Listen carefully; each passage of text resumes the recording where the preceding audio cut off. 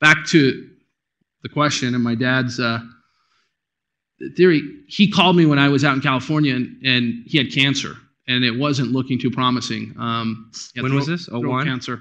2002? Like 01, 2002, and I ended my internship and came home and I wanted to be with him, and it's kind of a funky, going through chemo is kind of a lonely process. He took time away from school and I actually took the semester off and just said, look, there's not a whole lot that's more important than me spending time with my dad.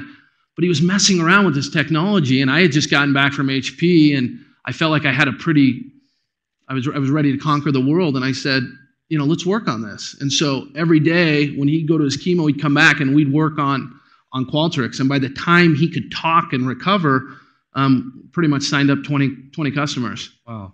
And it was a world that I really didn't know a whole lot about. And, he didn't have any money to pay me. Professors aren't, it's getting better and better, but they're not exactly loaded, especially around here. Right. So we just formed a partnership, and it kind of took off from there. And we didn't know where it was going to go, and we signed up one customer at a time, and now we're over 5,000 enterprises. So do you remember who the first customer was? Absolutely. Who was it? We targeted academic to start. I thought I could look on a website, I could find a professor, and I had a built-in case study sitting next to me. So I'm like, this guy's got to have more friends that want what he has. And it was a professor at the Kellogg School of Business, and I signed her up, and then she told a friend. Free account, or was it a paid account, or what was it? Actually, she paid, which is kind of crazy. What was she thinking? Yeah, I don't know.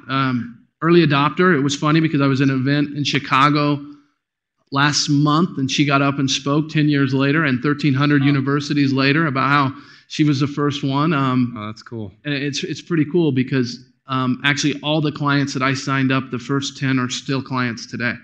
Wow, that is and then on the corporate side, it was the conference board. They do the National Consumer Confidence Study. And I'm here knowing nothing or very little about what we're talking about. My dad's kind of the cookbook with all the research knowledge, and I've got 7 PhDs on a phone. He can't talk, so he's writing it, and he got lost after about 2 seconds, and we ended up closing the deal. And so at this point, the product is built, or an early stage version of the product is built? Yep. Okay. And who built it? Was it your dad? And we hired engineers. And we're both technical enough to be able to go through that process. Obviously, people can do it better at the time than we were, but we knew exactly what we wanted. And we knew, his was always very sophisticated, and I wanted it easy. And somewhere in the middle is, this perfect app that we've got. And these are guys. I mean, were they with you physically? Did you? Were you in the basement at this point, or were these? Yeah. I mean, we were in a basement. We were contracting. A lot of students. Yeah. Had a bunch of different nightmare scenarios where I thought it was all over every 3 months. So it's. Oh, because they're leaving, or what? Because they're leaving. Because I can't find them. I can't get a hold of them. I can't get the source code. I didn't set it up right. The servers are down. The power's down in our building. Or at the Wilk. Yeah, you don't know where it is. Yeah, it's tough, man. And so, at what point did it start to become?